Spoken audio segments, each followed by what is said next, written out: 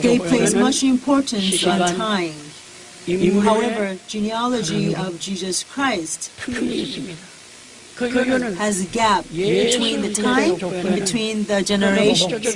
The reason is because the purpose of the genealogy does not lie in the continuation of the generations, but it's focused on the pure breed of faith, which does not, so that it does not become severed.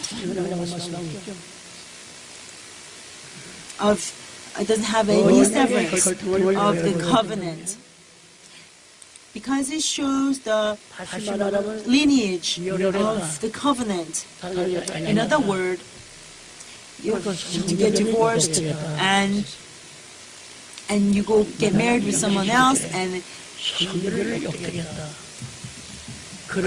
have a child, then they say that that person has defiled the pureness.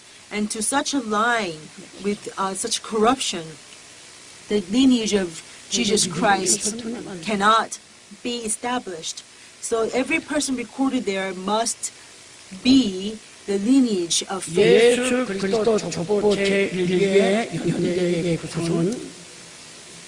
And the structure of the genealogy starts with the birth of Abraham in 2166 BC. It begins from this date and continues down to the time when David reigned Hebron. So when David was 30, he became a king. And in Hebron, he reigned there. Please listen carefully. He ruled there for 7 years and 6 months. And in Jerusalem, he ruled for 33 years. So total, he reigned 40 years. Listen carefully. King David ruled in Hebron for 7 years and 6 months. And in Jerusalem, he reigned for 33 years. 2 Samuel chapter 5, verse 4 and 5. Listen. The first period in the genealogy of Jesus Christ, its structure begins with the birth of Abraham, which was on 2166 BC, and it goes all the way down to the time when David began his reign, which is 1003 BC. And this is about 1,163 years long. And during this period, there are two main areas where they have omissions. Between Ram and Aminadab, there is an omission. Although the verse says the ram became the father of Aminadab, it's not actually true. Between these two people, there are lots of people missing. And how can anybody know this? We cannot know this unless it's by the teaching of the Holy Spirit. 1 Corinthians chapter 2, verse 10 and 11. 1 Corinthians chapter 2, verse 10 and 11, it says,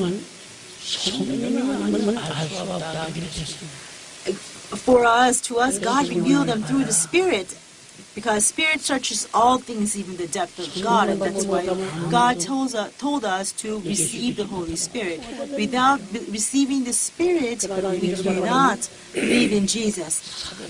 So, now the Egyptian slavery lasted for 430 years, according to Exodus chapter 12, verse 40 to 41. Exodus chapter 12, verse 41. It says the Egyptian slavery was for 430 years. And the basis for that comes from, first, Ram was the son of Hezron. And Matthew chapter 1, verse 3. First Chronicles chapter 2, verse 9 says, now the sons of Hezron who were born to him were Jeremiel, Ram, and Kelubai. exactly written there. 1 Chronicles chapter 2, verse 9. Now the sons of Hezron who were born to him were Jerahmeel, Ram, and Kelubai.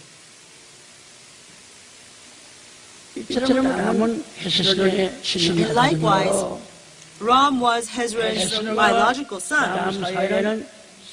So between Hezron and Ram, there is no generation that is missing. That is true. However, Hezron went down to Egypt with Jacob. He was one of the 70 family members who went down to Egypt with Jacob. And his name appears on the list of these people. Genesis chapter 46, verse 12 says that. Please do not forget that verse. It's recorded there. Hezron was one of the 70 people who went down to Egypt with Jacob. Genesis chapter 46, verse 12. And therefore, Hezron and his son, Ram, they lived during the beginning phase of the slavery in Egypt that lasted for 430 years. They were the people who kind of started out the Egyptian slavery. And now according to Matthew chapter 1 verse 4, it says the next person who appears after Ram was Nahshon. Now after 40 years of a wilderness journey after the Exodus, now Nahshon was the leader of the tribe. Numbers 2 verse 3 and chapter 10 verse 4. I'm sorry, not Nahshon, Aminadab.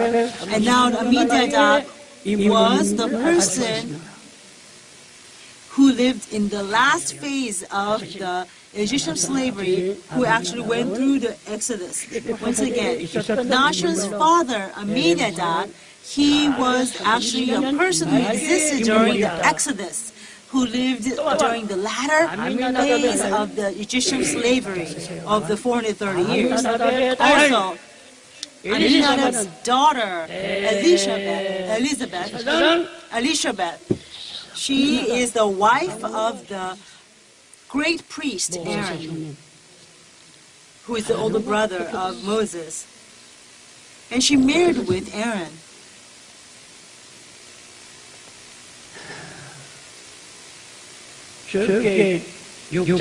Exodus chapter 6 verse 23.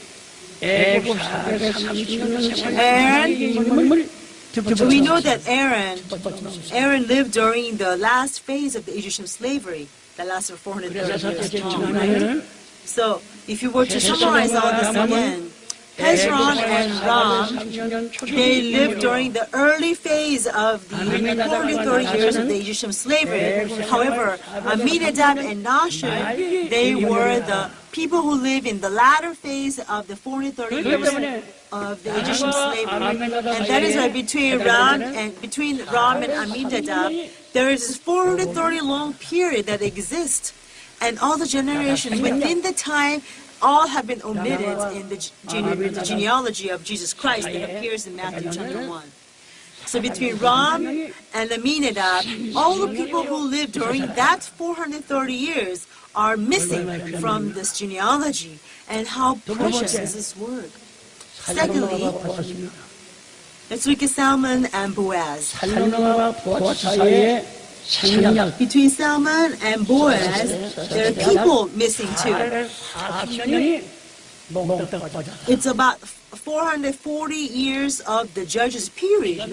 All of that period is gone from the genealogy. This is astounding. Why is this period missing? We have to know the cause and the reason. Between Salmon and Boaz, about 440 years of the judges' period are missing from the genealogy of Jesus Christ. Now, Salmon means coat. When the weather is cold, we wear a coat, right? Also, it means cloak. 나손이 아들 여호와의 기생 아합과 결혼하여 보았으나 And he married with Rahab, who was the harlot of Canaan in Jericho. As recorded in Ruth chapter 4, verse 20. Ruth chapter 4, verse 20. It says, So we can see that there is a great difference between the genealogy of the Matthew chapter 1. There's a gaps like 440 or 340 years of 340s and 430 years of periods they are missing.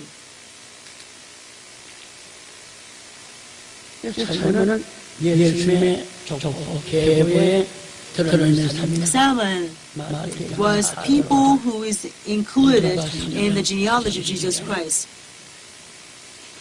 In Matthew chapter 1 and Luke chapter 3 verse 32 and Ruth chapter 4 verse 20 in the original text, and also 1 Chronicles chapter 2 verse 11. Nahshon became the father of Salma. Now instead of Salmon is a name that appears when talking about marriage with Rahab. But now in 1 Chronicles chapter 2 verse 11, it says the Salma name is changed to Salma, is strong. And we know that between now Salmon and Boaz, there is about 340 years long of gap. The reason for that is because first, Salma, Joshua chapter 2 verse 1 or chapter 6, we meet Rahab the harlot, and he marries with this woman. And this happened during the beginning years in Canaan. And the people of Israel, when they entered the land of Canaan, harlot Rahab lived in the city of Jericho. And this city of Jericho was the gateway into Canaan for their conquest of the Canaan. And Salmon, who married to Rahab, was also the person who lived during the early phase of the Canaanite conquest. So the Rahab was a woman who lived during the beginning phase of the Canaanite conquest, and also is Salma. So after we understand this and go back to Matthew chapter 1 and read the genealogy again, then you realize that there is truly 340 years of gap between Salmon and Boaz.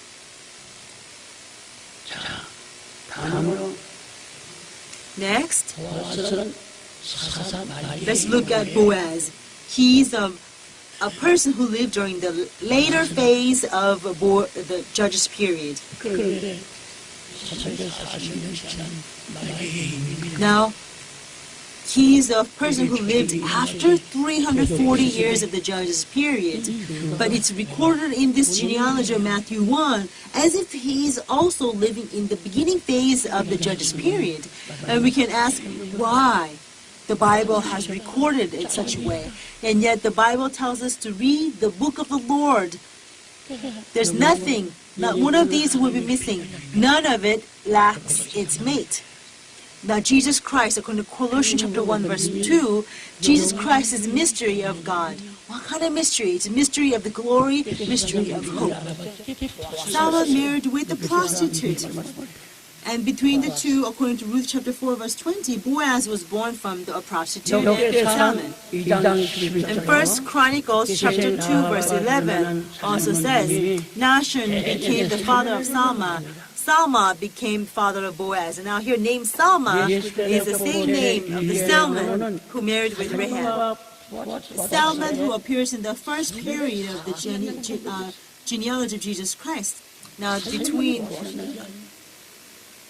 Salmon and Boaz, there are 340 years of gap between these two people. Salmon did not become father of Boaz. And the basis for such reasoning is in Matthew chapter 1 verse 5 or Joshua chapter 6 verse 25.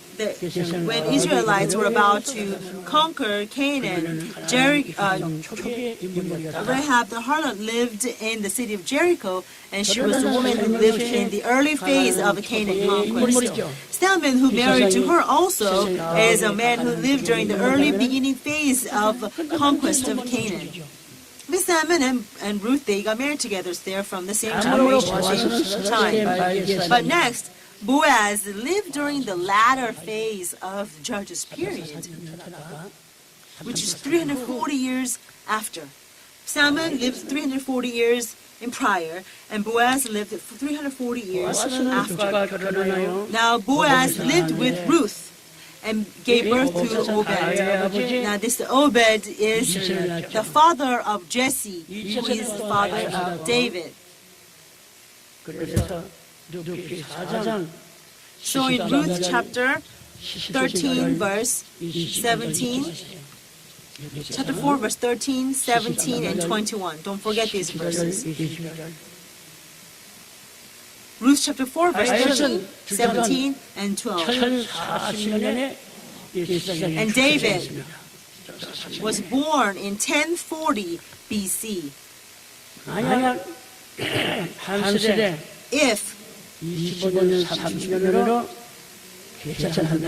If a one generation is calculated as 20 or 30 years, the time Obed was born should be around, it was 1104 BC or 1099 BC. Between 1104 BC or 1099 BC. Now the judge Jephthah, during his time, the Ammonites invaded Israel. And Jephthah, after being invaded,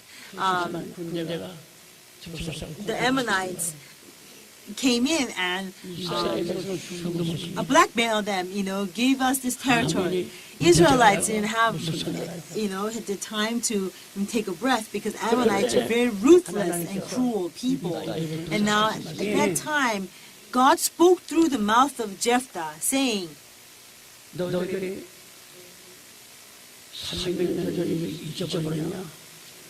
have you forgotten the incident that took place 300 years ago?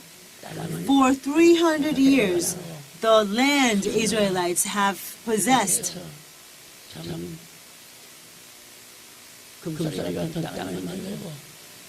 They have recultivated the land and made it into a fertile place where they were able to plant a lot of different kinds of crops and vegetations. And now you're telling us, 300 some years later, to give back this land to you? For nearly 300 years, Israelites have been possessing the land. But it's unfair. Now, 300 years later, you're requesting this land back from us. That is not right, and we cannot grant your wish. Let's look at Judges chapter 11. Judges chapter 11. Let's find this verse. Judges chapter 11. Judges chapter 11 verse 21.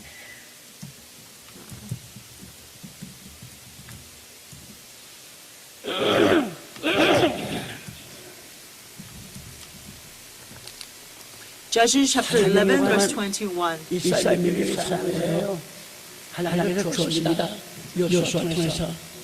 For 30 years, the Israelite, God has given this land to Israel for 300 years. And then, now the Ammonites came and to go out of our land. But Jephthah and the people were like, we lived in this land for nearly 300 years. Who are you to come and tell us that we need to get out of this place? We cannot. And that's why a battle took place. So Jephthah said something at that moment, and that's in Judges chapter 11, verse 21. The Lord, the God of Israel, gave Sihon to all the people and handed Israel, and they defeated them. So Israel possessed all the land of Amorites, inhabitants of that country.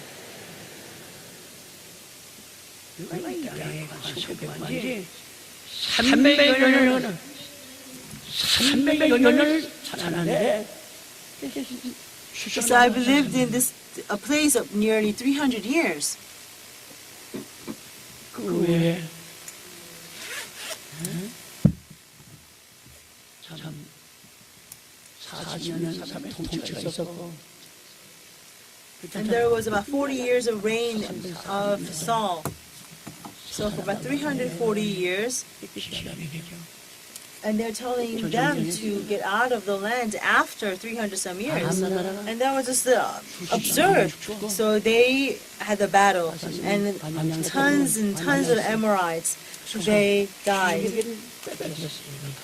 And then they possessed about 20 some cities in the land of the Amorites. And here it says 300 years. 차지한 땅을 이제 와서 아무리 요구한다는 것은 없는 나라 아무리 요구한다는 것은 부당하다. And it's not right for the Amorites to come and reclaim the land that has been possessed by Israelites for 300 some years. And for there's about 300 years of gap between Salmon and Boaz. And during the Joshua time, he fought for 16 years, right, to claim the land of Canaan.